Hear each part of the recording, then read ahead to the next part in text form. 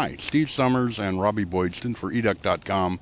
Recruiting is heating up, but the Oregon Ducks do not have a head football coach. This is true. Big news this week. Chip Kelly announced that he will be going to coach the Philadelphia Eagles of the NFL. Pretty shocking news, it seemed, because it looked like Oregon had locked Kelly up for another year. There seemed to be all indications that he would be coming back. He was even recruiting a couple nights before. He was in Nico Fala USC verbal commits home. And it looked like he was going to try and turn this recruiting class around after it had stalled a little bit. And Wednesday morning you get the shocking news. Now the big news is not necessarily recruiting, but when can Oregon lock up a head coach and name that so they can get back on the recruiting trail? Of the recruits that the Ducks have you had a chance to talk to any?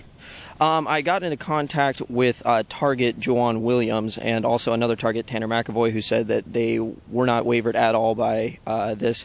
Actually, Williams did say that Oregon was probably neck and neck now. He had previously named him a front runner, so maybe a little bit of wavering there, but McAvoy's family said that he was still very, very interested in it. But we did get indications throughout the week from our national analysts that quite a few of the recruits that Oregon had locked up were still very solid with Oregon. Got a report Nick Aliotti went down to visit Chris Cisse from Brandon Huffman.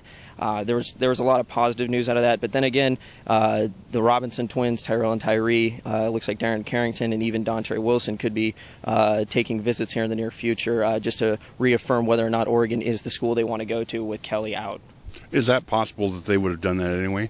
Yes, I think so. I think going back and forth, getting to this time of the year, you're seeing a guy coming in to visit Oregon this weekend, Rodney Prevost. He's said that he's solid with USC, but he wants to make sure that he is making the right choice. And I think when you get closer to the end of the recruiting cycle, you start maybe second guessing. And with Oregon kind of with the will he or won't he with Chip Kelly, I think that other schools were probably gauging interest in them anyway. I tried to reach Darren Carrington several times during the week, even when Kelly had said he was going to stay, and there was no indication whether or not he was. He seemed to be kind of wavering prior to that, even at the All-American games. So I think that it's always a possibility. But I think Oregon now is, like we've discussed, a little bit on damage control. You gotta lock up the ones you got before you keep pursuing, further targets, I guess. Well, the one interesting report was that a lot of the players, DeAnthony Thomas, Josh Huff, were also now involved in the recruiting process, which is, of course, entirely legal according to NCAA rules. Players can also act as recruits as opposed to boosters or fans who cannot. And they've been contacting many of the players, and we're getting some reports that the coaching staff and the players also believe that things are going along pretty smoothly. Yeah, and I think this is the power of social media.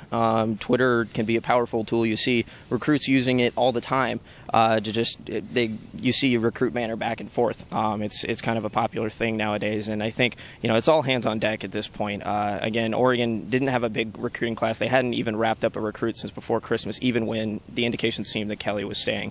So it wasn't they weren't getting a lot of positives out of it anyway. So like I said, all hands on deck. Try and keep who you got right now. That's a big priority for the Oregon program. And then there's possibilities that you could be seeing some new names coming in the next week. Like I said, Juwan Williams, I reported last week, he's taking a trip to Vanderbilt this weekend, and then he should be making his choice. So it's something to keep an eye on. We're 2.5 weeks away. It's going to heat up, and when Oregon does go ahead, with the rumor being that Mark Helfrich, the offensive coordinator, will be promoted, and Scott Frost will be promoted from wide receiver to offensive coordinator. I think that's and given that we've seen a lot of feedback that players not only knew about it, but they're very happy with that change. You could see a good swing for Oregon here in the last couple of weeks, and that's a big positive. Well, of course, the sooner the Ducks can name a head coach, for recruiting purposes at least, the better.